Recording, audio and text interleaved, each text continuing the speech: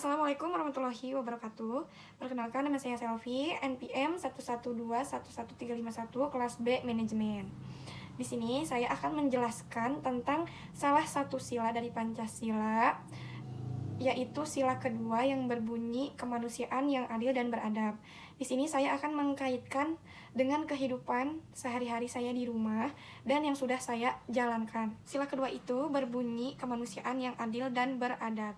Nah, di sini nilai-nilai yang saya ambil atau saya garis besarkan itu ada 5. Yang pertama itu kesadaran. Makna sila kedua Pancasila yang pertama ialah kesadaran. Kesadaran perilaku setiap rakyat Indonesia akan disesuaikan dengan nilai-nilai moral dan tuntutan hati nurani yang ada pada sanubari setiap pribadi masing-masing. Atas kesadaran tersebut diharapkan bisa memberikan peran dari masing-masing lembaga masyarakat Indonesia untuk melakukan atau melaksanakan pembangunan sesuai kapasitasnya. Nah, di sini saya akan mengkaitkan dengan yang terjadi di rumah saya. Jadi saya tinggal bersama saudara jauh saya. Dia tinggal bersama keluarga saya dari SMA. Dia orang Garut dan dia tinggal di Bandung di sini bersama keluarga saya. Nah, dalam kesadaran ini apa kaitannya? Yang pertama itu kita harus sadar, kita harus menyamakan kedudukan kita. Bukan berarti kita bisa semena-mena sama dia, sama saudara saya itu. Walaupun dia bukan keluarga inti, tapi di dalam rumah saya dia diperlakukan sesuai haknya. Dia mendapat hak yang harus dia dapatkan dan kita tidak semena-mena sama dia.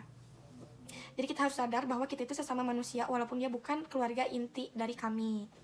Yang kedua itu ada hak asasi manusia.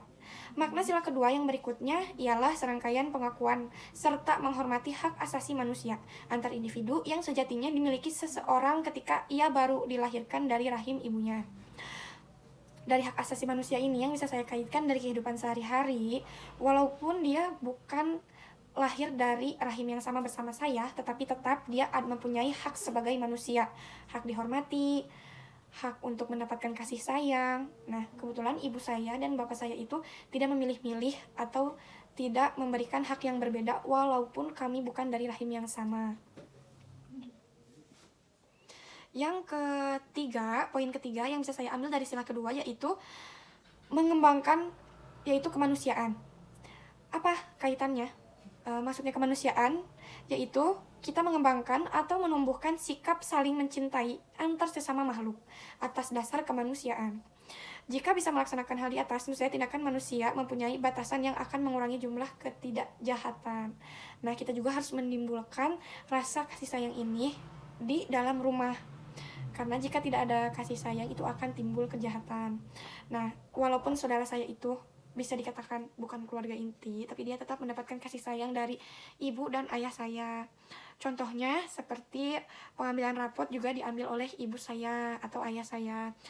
Intinya kita tidak membedakan walaupun kita hanya saudara, bukan adik atau kakak kandung.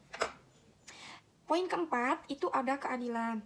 Nah, makna sila kedua Pancasila yang keempat adalah proses untuk bisa menerapkan kehidupan yang adil dan beradab.